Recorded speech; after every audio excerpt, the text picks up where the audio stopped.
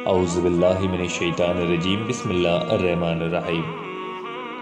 حضرت ابو ہریرہ رضی اللہ تعالی روایت کرتے ہیں کہ ایک دن نبی کریم صلی اللہ علیہ وآلہ وسلم مجلس میں لوگوں سے کچھ بیان فرما رہے تھے کہ اسی حالت میں ایک اعرابی آپ کے پاس آیا اور اس نے پوچھا کہ قیامت کب ہوگی؟ تو رسول اللہ صلی اللہ علیہ وآلہ وسلم نے کچھ جواب نہ دیا اور اپنی بات بیان کرتے رہے۔ اس پر کچھ لوگوں نے کہا کہ آپ نے اس کا کہنا سن تو لیا، مگر چونکہ اس کی بات آپ کو بری معلوم ہوئی، اس سبب سے آپ صلی اللہ علیہ وآلہ وسلم جواب نہیں دیے۔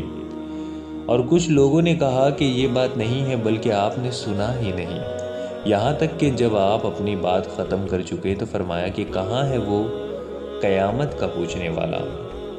سائل نے جواب دیا، یا رسول اللہ صلی اللہ علیہ وآلہ وسلم، میں موجود ہوں۔ آپ نے فرمایا، جس وقت امانت ضائع کر دی جائے تو قیامت کا انتظار کرنا۔ اس نے پوچھا کہ امانت کا ضائع کرنا کس طرح ہوگا؟ آپ نے فرمایا، جب کام نااہل لوگوں کے سپرد کیا جائے تو قیامت کا انتظار کرنا۔ اس حدیث سے ہمیں بہت خوبصورت تعلیم ملتی ہے کہ جب اللہ اور اللہ کے رسول کی محفل چل رہی ہو، دوران محفل کوئی سوال نہ کیا جائے، یہ محفل کی بے ادبی ہے۔ حضرت عمر رضی اللہ تعالیٰ فرماتے ہیں کہ نبی کریم صلی اللہ علیہ وآلہ وسلم ایک وقت ہم سے پیچھے رہ گئے۔ جب آپ ہمارے قریب پہنچے تو نماز میں تاخیر ہونے کی وجہ سے ہم جلدی جلدی وضو کر رہے تھے، اسی وجہ سے ہم اپنے پیروں پر پانی ملنے لگے کیونکہ دھونے میں دیر ہوتی۔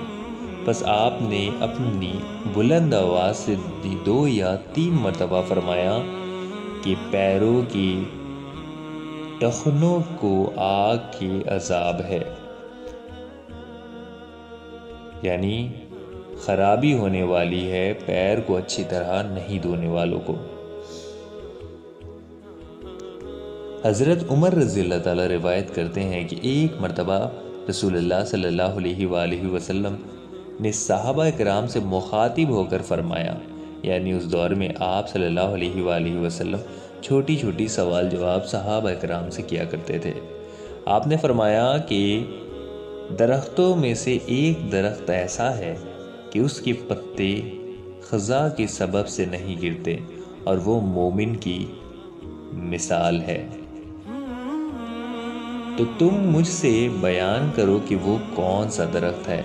تو لوگ جنگلی درختوں کے خیال میں پڑ گئے۔ عبداللہ بن عمر رضی اللہ تعالیٰ کہتے ہیں کہ میرے خیال میں آ گیا کہ وہ کھجور کا درخت ہے، مگر میں بزرگوں کے سامنے پیش قدمی کرنے سے شرما گیا۔ بالآخر صحابہ نے عرض کیا کہ حدثنا ماہی رسول اللہ صلی اللہ علیہ وآلہ وسلم، آپ ہی ہم سے بیان فرما دیجئے۔ تو آپ نے فرمایا کہ وہ کھجور کا درخت ہے۔ سبحان اللہ۔